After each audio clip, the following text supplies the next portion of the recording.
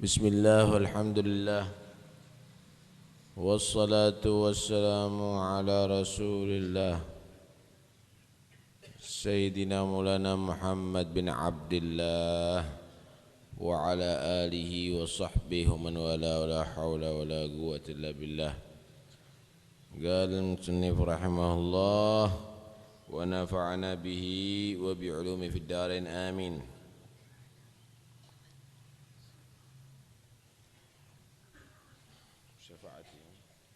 Qala Rasulullah sallallahu alaihi wa alihi wa sahbihi wa sallam,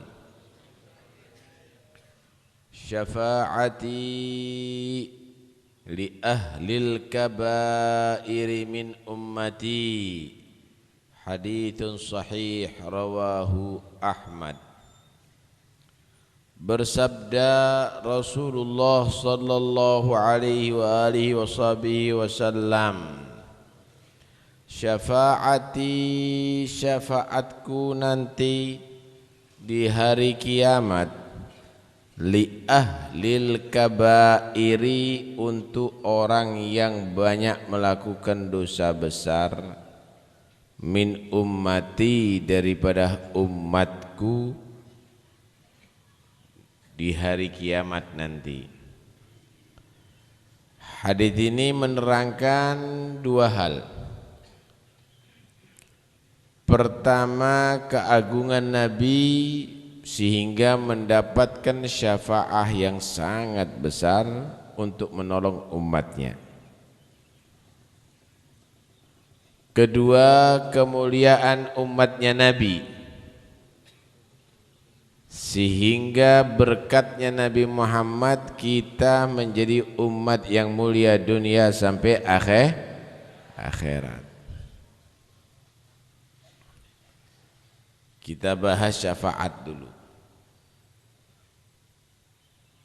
Nabi ini adalah, Nabi kita Nabi Muhammad adalah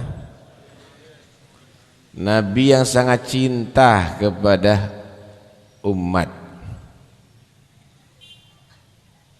Allah subhanahu wa ta'ala berfirman dalam Al-Quran, laqad ja'akum rasulun min anfusikum azizun alaihi ma'anittum harisun alaikum bil mu'minina raufur rahim. Laqad ja'akum rasulun min anfusikum, telah datang kepada kamu seorang rasul, min anfusikum, daripada jenis diri kamu. Ada yang menyatakan daripada jenis manusia, bukan malaikat, bukan jin. Ada yang menyatakan min anfusikum, khitabnya kepada orang Arab saat itu. Telah datang seorang rasul daripada jenis kamu, dari golongan orang Arab. Sebagian membaca laqad ja'akum rasulun min anfusikum, telah datang seorang rasul dari yang terbaik di antara kamu. Anfas isim tafdhil daripada nafis. seorang rasul dari yang terbaik di antara kamu. Gimana sifat daripada rasul ini? Azizun alaihi ma anittum, hatinya telah menguasai hatinya apa yang membuat susah kamu. Selalu Nabi itu kepikiran kalau kamu itu sedih, kalau kamu itu susah. Beliau enggak kepingin umatnya payah susah, apalagi celaka. Sehingga berusaha semuanya adalah enteng bagi umatnya, mudah bagi umatnya, sampai nanti di hari kiamat masuk surganya juga mudah. Harisun alaikum, semangatnya tinggi untuk keselamatan kamu, untuk kebahagiaan kamu. Dalam misi dakwahnya untuk mengeluarkan manusia daripada kekufuran jadi orang yang beriman, bahkan untuk menyelamatkan manusia dari neraka masuk ke surga. Semangatnya tinggi. Harisun alaikum bil mu'minina raufur rahim, terhadap orang yang beriman beliau adalah penuh kasih sayang, penuh cinta luar biasa sallallahu alaihi wasallam. Waduh, akhirnya umat ini benar-benar menjadi umat yang dirahmati oleh Allah karena nabinya Raufur Rahim. Luar biasa, sehingga syariatnya dijadikan syariat yang paling mudah. Kalau syariatnya nabi-nabi dulu itu Pak, Bu, bajunya kena najis, cara mensucikannya harus digunting. Yang kena najis digunting, tembel-tembelan tok ya. Tapi kalau syariatnya Nabi Muhammad dicuci sampai hilang bau, rasa dan warna itu najis.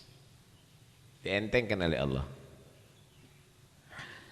Kalau syariatnya nabi-nabi yang dulu Pak, Bu, mata berbuat dosa, cara tobatnya matanya dicongkel.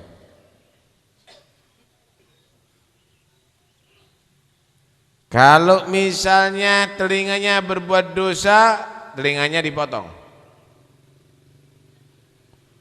Kalau lidahnya berbuat dosa, lidahnya dipotong. Tapi syariatnya Nabi Muhammad diajari kita bertobat, asal benar-benar tobatnya taubatan nasuha, diampuni dosanya oleh Allah. Alhamdulillah. Berkat siapa? Berkat Nabi Muhammad. Begitu juga ketika Rasulullah sallallahu alaihi wasallam di-mi'rajkan, mendapatkan kewajiban untuk umatnya sholat sehari semalam 50 waktu.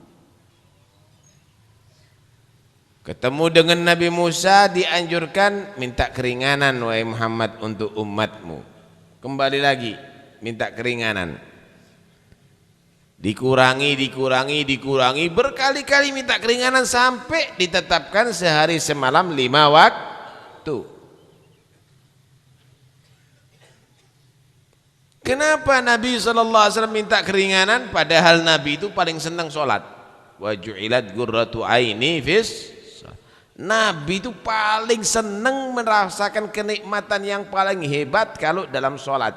Kok minta keringanan untuk umatnya? Karena kasihan dengan kita. Berkatnya Nabi akhirnya sholat yang 50 waktu diringankan jadi 5 waktu. Cuma pahalanya dilipat ganda, per sholat 10 kali lipat, jadi tetap seperti sholat 50 waktu. Enak, kerjanya dikit tapi gajinya gede, ganjarannya gede. Berkat siapa? Berkat Nabi Muhammad sallallahu alaihi wasallam. Kalau umat-umat dulu satu kali berbuat kebajikan, pahalanya satu kali. Tapi umatnya Nabi Muhammad satu kali kebajikan, pahalanya menjadi 10 kali lipat. Bahkan ada yang sampai dilipat gandakan 700 kali lipat. Bahkan wallahu yudha'ifu liman yasha'. Bahkan Allah melipat gandakan dengan lipatan yang tidak ada hitungannya, saking akehi. Berkat siapa? Berkat kalau di bulan Ramadan bahkan satu malam daripada malam Lailatul Qadar, pahalanya lebih baik ibadah siang dan malam selama 1000 bulan. Kalau dihitung berarti 83 tahun, saudara. Maka jika seseorang selama 12 tahun per tahunnya dia mendapatkan satu malam Lailatul Qadar, dia seperti berumur 1000 tahun penuh ibadah siang dan malam. Alhamdulillah. Alhasil kalau dihitung keuntungannya jadi umat Muhammad ini nggak bisa dihitung oleh tangan, tidak bisa dibatasi. Apa sebabnya kok kita menjadi orang yang hebat, pahalanya lebih banyak, dimuliakan oleh Allah lebih dari yang lainnya, sehingga dinyatakan kuntum khaira ummatin ukhrijat linnas, kamu adalah menjadi sebaik-baik umat yang Allah keluarkan di antara seluruh manusia sejagat raya. Kenapa demikian? Resepnya satu, bukan karena umurnya lebih banyak, lebih panjang, bukan karena tenaganya lebih kuat, bukan jumlah ibadahnya karena lebih banyak, tapi karena nabinya adalah Nabi Muhammad.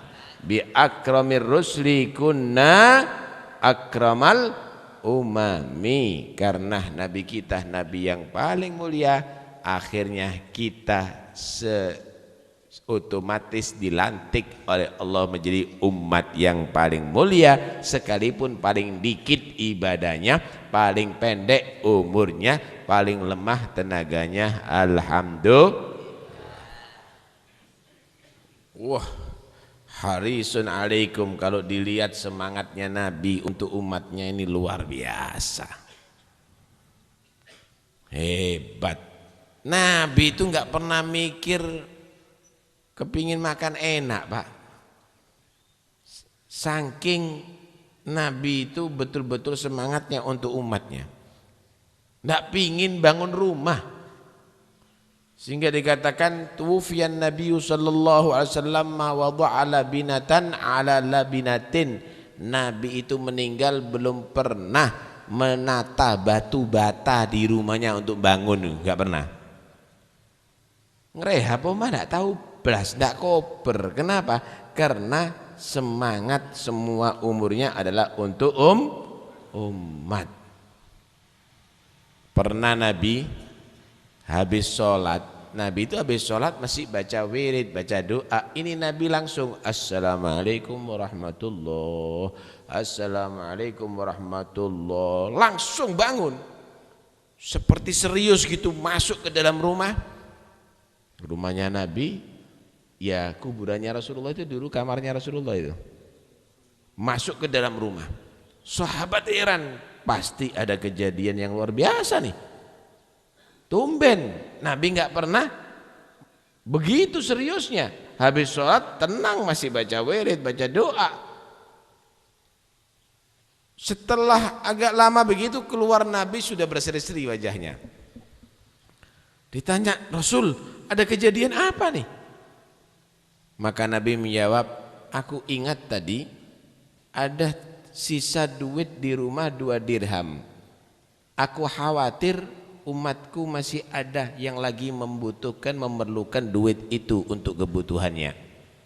Setelah aku perintahkan untuk disedekahkan, baru lega hatiku. Enggak pernah nyimpen, Pak. Enggak pernah nyimpen, Bu, Rasulullah. Kenapa? Khawatir umatnya ada butuh. Sallallahu alaihi wasallam. Wah, hebat Nabi kita ini, hebat. Sehingga setiap saatnya kalau doa yang didoakan umatnya, ummati. Sampai di akhir umur malaikat Israel datang menghadap Rasulullah, menyatakan, ya Rasul, aku datang berziarah kepada Anda dan juga sekaligus mencabut nyawa Anda kalau Anda berkenan. Kalau Nabi ditawari begitu, kalau Israel datang kepada ente, nggak ada begitu. Israel mau ziarah kepada Anda, nggak ada. Kalau ketemuan Israel berarti mau finish nyawanya. Tapi kalau Israel datang kepada Nabi, saya datang ziarah ya Rasul dan juga ditugaskan mencabut nyawa kalau Anda mau. Maka Nabi SAW bertanya, mana Jibril? Mau ada perlu sama Jibril dulu. Mau musyawarah sama Jibril. Datang malaikat Jibril, ya Rasul. Jibril, man li ummati min ba'di? Gimana keadaan umatku setelah aku mati? Dipikiri Anda, Pak, Bu, yang dipikiri umatnya. Malaikat Jibril enggak bisa menjawab. Kembali ke hadirat Allah. Kemudian datang kembali malaikat Jibril sambil menyatakan, innallaha yugri'u alaikas salam. Allah telah menyatakan salam kepada kamu wahai Muhammad. Wa yaqul, dan Allah menyatakan, aku tidak akan membuat kecewa kamu wahai Muhammad. Sampai akhirnya Allah menyatakan, wa inni haramtul jannata 'alal anbiya'i wa umamihim qabla an tadkhulaha anta wa ummatuk. Aku nyatakan wahai Muhammad, surga haram untuk dimasuki oleh seluruh para nabi dan umat mereka sebelum kamu dan umat kamu masuk ke dalam surga. Kemudian Nabi menyatakan, al-an taba galbi, sekarang aku merasa nyaman hatiku, sekarang aku merasa tenang hatiku. Ar-rafiqal a'la, aku milih ingin bersanding ada bersama Tuhan di tempat yang paling luhur. Wahai Israel, silahkan, aku siap dicabut nyawaku karena sudah ada jaminan untuk umatku. Sallallahu alaihi wasallam. Begitu Nabi kita nih.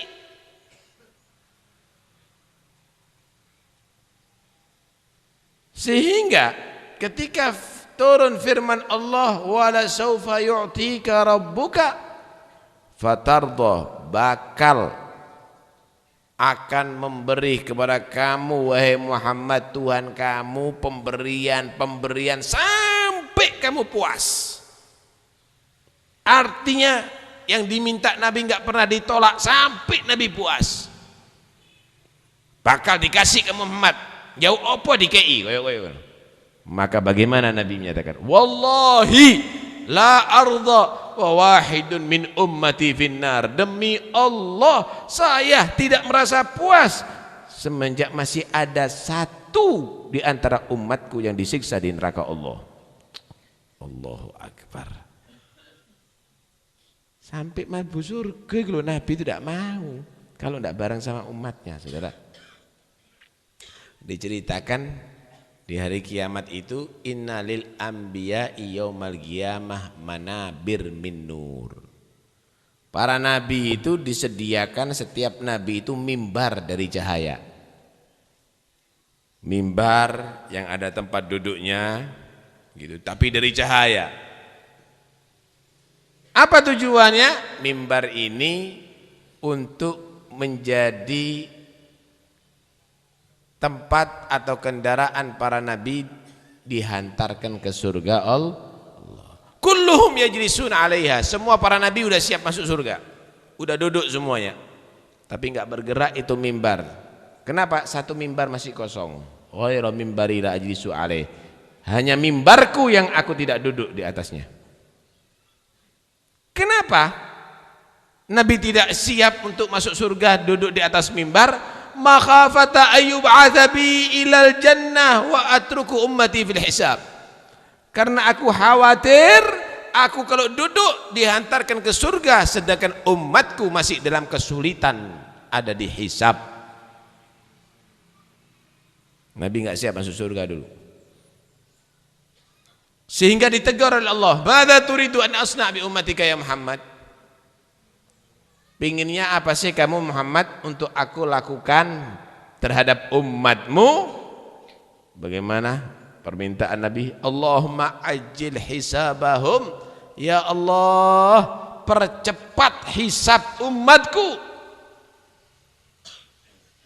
Percepat hisab umatku. Wah, akhirnya Allah memberikan syafaat uzma. Wes tulungan umatmu. Siapa yang kamu kehendaki, tolong umatmu. Isfa' tu syafa'. Wa qul yusma'lak.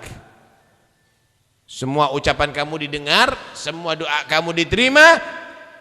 Kamu beri syafaat siapapun, kamu dikasih hak untuk berikan syafaat sekarang Muhammad. Nabi keliling seluruh mahsyar dicari umatnya. Bahkan ada di antara mereka yang sudah melewati jembatan Sirat yang sudah masuk dalam neraka. Nabi masuk Pak ke dalam neraka. Dicari umatnya yang ada dalam neraka. Neraka enggak bakar Nabi. Ditolak kabeh, dientas semuanya. Sehingga setelah komplit sampai malaikat yang nyiksa di neraka ini negur, "Ya Muhammad, ma tarakta li ghadabi rabbika min ummatika min baqiyah." Muhammad, enggak kamu sisakan satu pun di antara umatmu untuk disiksa oleh Allah. Baru setelah itu Nabi siap masuk surga karena umatnya sudah komplit semuanya. Karena itu nikmat jadi umatnya Nabi. Tinggal sekarang kalau Nabi kita yang diharapkan adalah umatnya.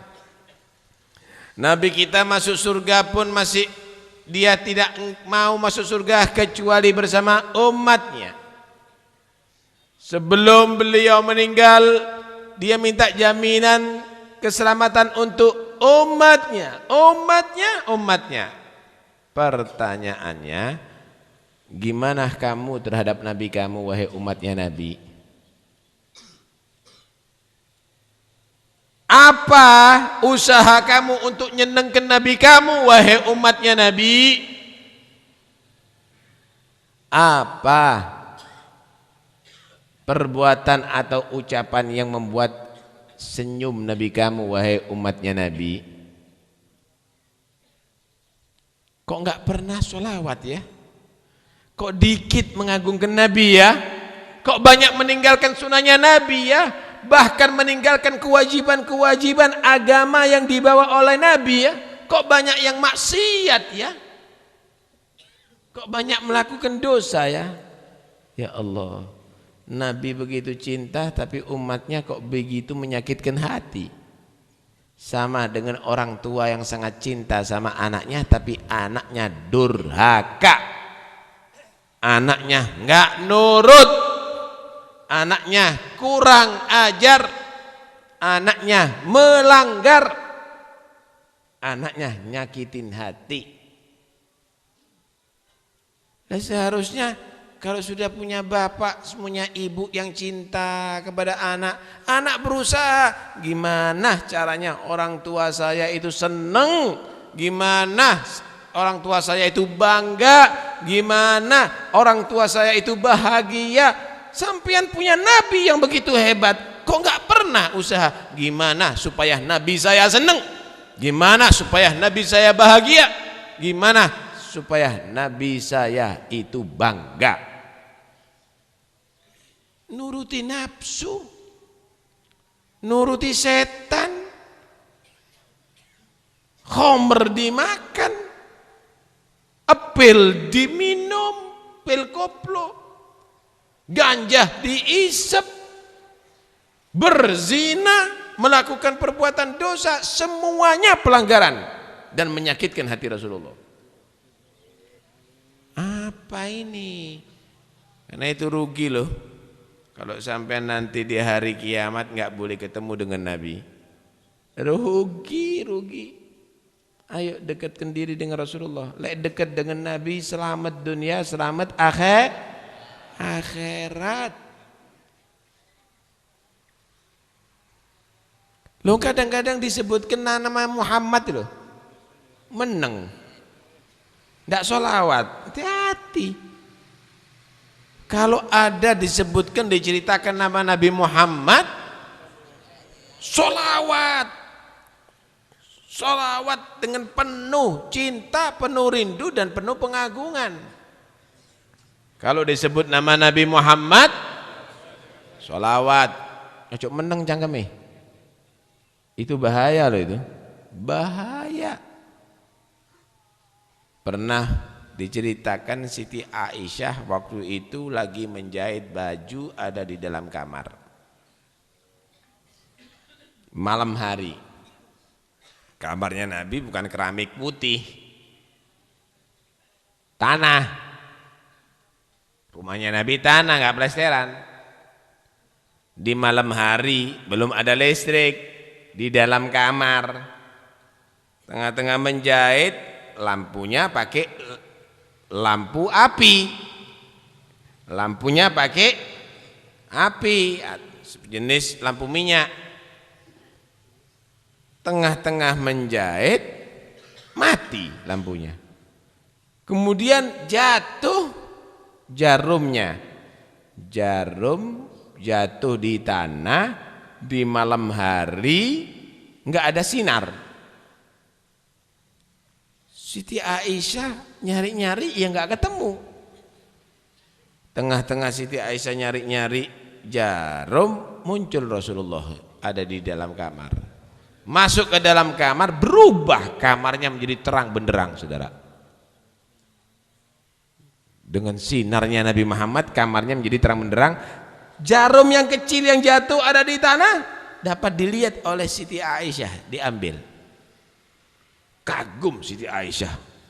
Ma'abba'a wajhaka ya Rasulullah. Betapa bersinarnya wajah Anda ya Rasul. Maka Nabi menyatakan, na'am wailun liman lam yarani yaumal qiyamah ya Aisyah. Iya. Tapi celaka wahai Aisyah, kalau ada orang tidak dapat bertemu dengan aku nanti di hari kiamat, tidak dapat memandang wajahku nanti di hari kiamat. Siti Aisyah tanya, wa man lam yaraka yaumal qiyamah ya Rasul? Siapa orang yang tidak dapat melihat Anda dan bertemu dengan Anda nanti di hari kiamat wahai Rasul? Nabi menjawab, idza dzukirtu indahu falam yusalli alaih. Yang tidak dapat bertemu dengan aku nanti di hari kiamat, kalau aku disebut, telinganya dengar namaku, dia tidak bersolawat kepada aku. Karena itu kalau disebut nama Nabi Muhammad, solawat, jangan sampai diam mulutnya. Kenapa? Nanti akan jadi penghalang loh. Nanti di hari kiamat nggak ketemu dengan Nabi, bahaya itu saudara. Karena itu, ayo kita tingkatkan diri kita mendekat dengan Rasul Sallallahu Alaihi Wasallam. Karena nanti semua pasti memerlukan dan membutuhkan syafaatnya Nabi Muhammad Sallallahu Alaihi wa alihi wasallam. Semua memerlukan syafaatnya Nabi sallallahu alaihi wasallam. Bukan hanya umatnya Nabi, bahkan umat-umat para nabi, bahkan para anbiya pun nanti ada di bawah bendera Nabi Muhammad di hari kiamat. Adam wa man dunahu tahta liwa'i yaumal qiyamah. Nabi Adam dan semua turunannya ada di bawah benderaku nanti di hari kiamat. Mudah-mudahan kita di bawah bendera Nabi Muhammad, menjadi orang yang beruntung nanti di hari kiamat bisa bertemu dengan Nabi Muhammad. Akhirnya kita termasuk bagian umat-umat yang dibanggakan oleh Nabi Muhammad. Nabi bahagia ketika ketemu dengan kita, Nabi senang ketika ketemu dengan kita, dan mudah-mudahan insya Allah kita semuanya mendapatkan syafaat Nabi sampai akhirnya selamat dari neraka, masuk ke surga berkat Nabi, dan insya Allah tidak berpisah dari Nabi Muhammad sampai ada di surga Allah. Amin Allahumma amin, amin Allahumma amin.